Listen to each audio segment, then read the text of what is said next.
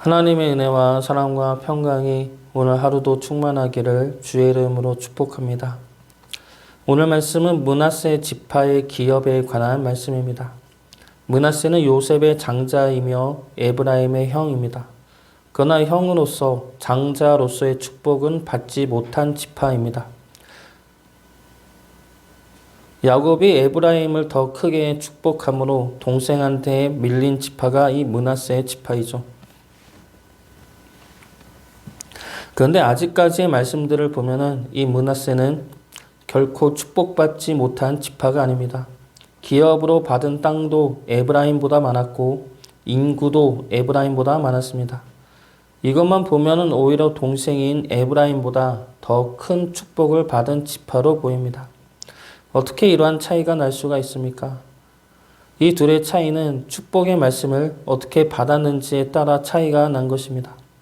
축복을 받은 에브라임은 교만해져서 자기 자리에 안주하였습니다.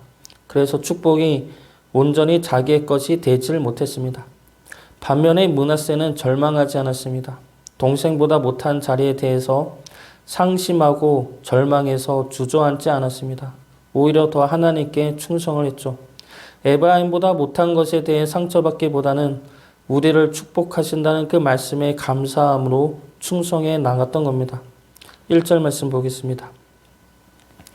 므낫세 지파를 위하여 제비 뽑은 것은 이러하니라. 므낫세는 요셉의 장자였고 므낫세의 장자 마길은 길르앗의 아버지라. 그는 용사였기 때문에 길르앗과 바산을 받았으므로. 성경은 므낫세를 용사였다 말하고 있습니다. 용사였다는 것은 므낫세 지파가 전쟁에서 얼마나 헌신적으로 충성하였는지를 보여주고 알려주고 있는 말씀이죠. 이 전쟁은 어떠한 전쟁입니까? 하나님의 말씀에 순종하는 전쟁입니다. 그 전쟁에 충실히 임했다는 것은 하나님의 말씀에 생명을 걸고 헌신하였음을 의미합니다. 바로 이러한 점 때문에 므낫세는 하나님의 축복을 온전히 받을 수 있었던 지파가 됩니다. 우리 역시 하나님의 축복 가운데서 남들과 비교할 필요가 없습니다. 남들이 우리보다 더 잘 나가는 것 같고 더 일찍 축복받는 것 같고 무엇이 더 나은 것 같아 보일 수는 있습니다. 그러면 낙심이 들고 상심이 들고 서운한 마음도 들 것입니다. 나도 하나님의 사랑하는 자녀이고 나도 하나님 앞에 그래도 믿음을 지키며 살았는데 라는 야속한 마음도 들겠죠. 그런데 중요한 것은 남들과 비교해서 부족해 보이는 축복이 아니라 하나님이 우리를 축복하신다는 사실입니다. 하나님이 우리를 사랑하시고 축복하셨다는 사실이 중요하죠. 축복의 양이 문제가 아닙니다. 축복 자체가 중요한 것이죠. 하나님의 축복은 적게 준다고 해도 우리에게는 어마어마한 양의 축복입니다. 감당할 수 없을 만큼의 축복이죠. 우리에게 주신 축복을 감사함으로 온전히 받을 수 있기를 주의 이름으로 축복합니다. 그러면 므낫세 지파에게 허락하신 축복은 무엇입니까? 첫 번째로 번성의 축복입니다. 하나님 앞에 충성했을 때 하나님은 번성케 하십니다. 이 번성은 하나님의 명령이면서 하나님의 역사하심이며 하나님의 이름입니다. 민수기 2장 20절과 21절 말씀입니다.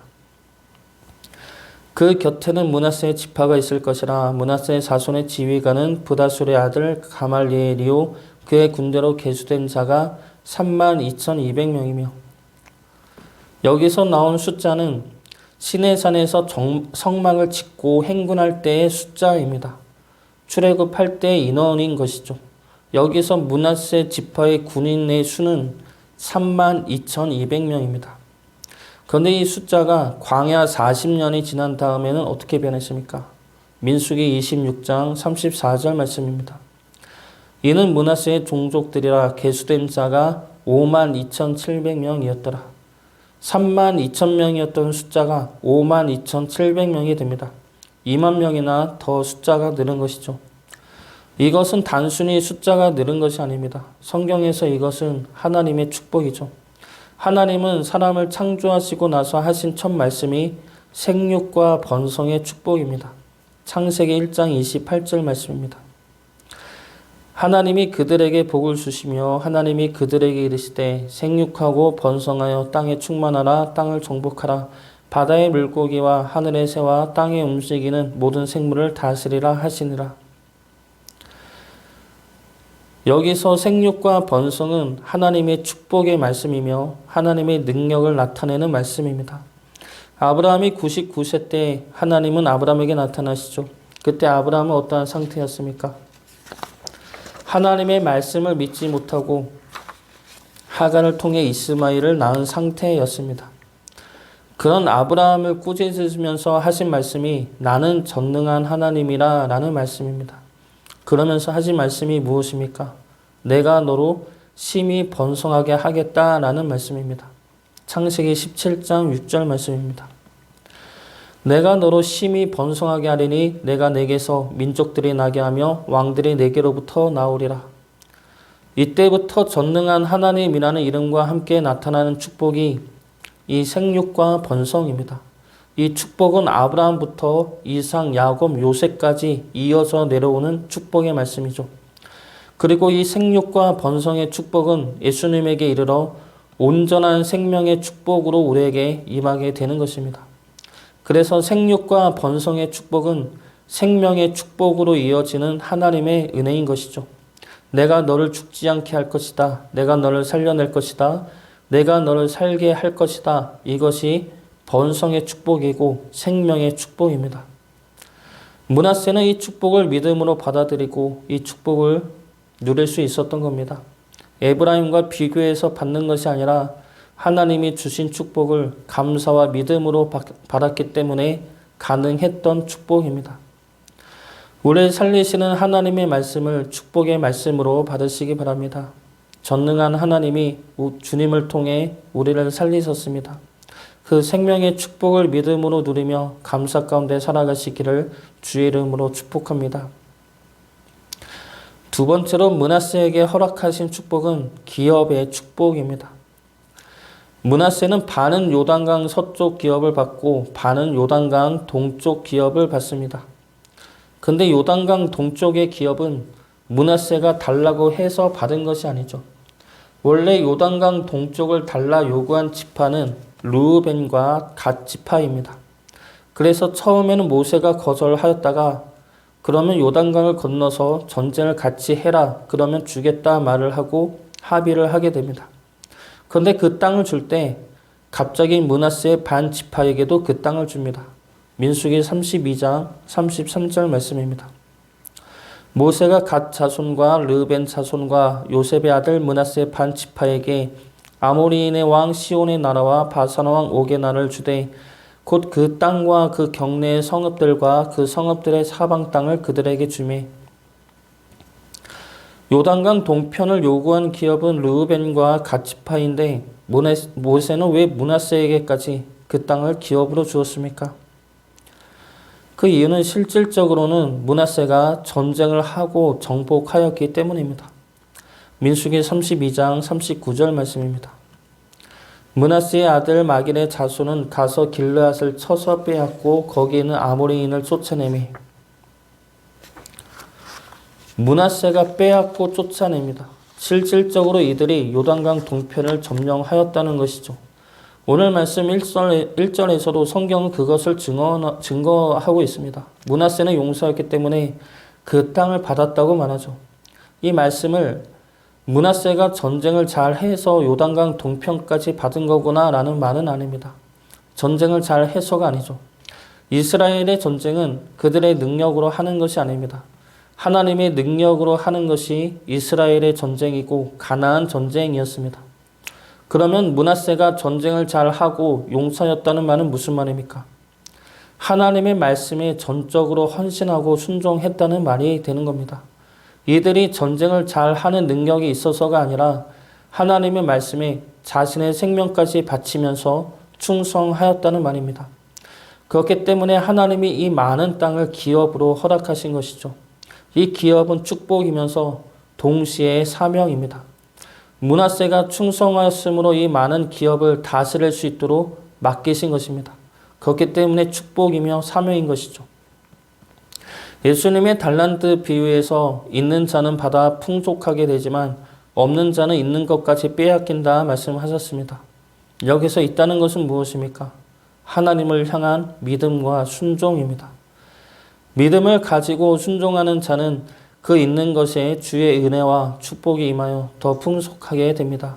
그러나 의심을 가지고 하나님 주신 말씀대로 순종하지 않는 자는 있는 것까지 빼앗기게 된다는 겁니다. 달란트는 하나님의 은혜이죠. 값없이 주신 귀한 은혜이며 선물입니다. 이 하나님의 은혜를 우리가 감사로 받아 하나님의 뜻에 따라 순종할 때 그 은혜는 우리에게 더욱더 풍성해질 것입니다. 하나님의 은혜를 감사로 받으시기 바랍니다. 그러므로 하나님의 기업을 풍족하게 받아 많은 사명을 감당해 내기를 주의 이름으로 축복합니다. 마지막 세 번째로 므낫세에게 주신 축복은 은혜의 축복입니다. 3절 말씀 보겠습니다. 헤벨의 아들 길르앗의 손자 마길의 증손 므낫세의 현손 슬로보앗은 아들이 없고 딸뿐이요 그 딸들의 이름은 말라와 노아와 호글라와 밀가와 디르사라. 슬로보앗의 딸들에 관한 말씀이 나옵니다. 이 말씀은 민수기에 나왔던 말씀인데 짧게 정리를 하면 기업을 받을 수 없는 슬로보앗 딸들이 하나님께 간청함으로 기업을 받을 수 있게 되었다는 말씀입니다. 그리고 그 약속이 실제로 이루어지는 순간이 오늘 말씀이죠. 이것은 기업이 하나님의 은혜로 주어진 축복임을 드러낸 말씀입니다. 슬로보앗은 광야에서 죽었습니다. 그에게는 아들이 없고 딸만 5명 있었습니다. 그러면 이들은 땅을 받을 수가 없죠. 남자들은 가나안과 전쟁을 하고 땅을 정복했지만 이들은 전쟁도 할 수 없었던 이들입니다. 그런데 하나님께 간청함으로 기업을 받게 됩니다. 이것이 하나님의 나라이며 하나님의 은혜인 것입니다. 하나님의 나라에 우리는 참여할 자격이 없습니다. 그 나라를 정복할 능력이나 자격이 우리에겐 없죠. 그럼에도 불구하고 우리가 구원에 이르고 하나님 나라의 백성이 될 수 있었던 이유가 무엇입니까? 하나님의 전적인 은혜라는 겁니다. 우리가 갈 수 없음을 깨닫고 매달릴 때 주어지는 은혜이죠. 하나님의 나라는 그래서 은혜이고 감사인 것입니다. 므낫세는 하나님의 축복 앞에서 감사함으로 충성하며 순종한 지파입니다. 그래서 이들에게는 번성의 축복과 기업의 축복과 은혜의 축복이 임하였습니다. 이 축복은 모두에게 임하는 축복이지만 자신의 축복으로 만든 것은 므낫세 자신이었습니다. 우리에게도 번성의 축복과 기업의 축복과 은혜의 축복은 주어졌고 약속되어졌습니다. 그 축복을 우리 것으로 만드는 것은 우리의 믿음과 순종입니다. 믿음과 순종으로 하나님의 축복의 약속들이 우리 삶의 실제가 되고 역사가 되기를 주의 이름으로 축복합니다.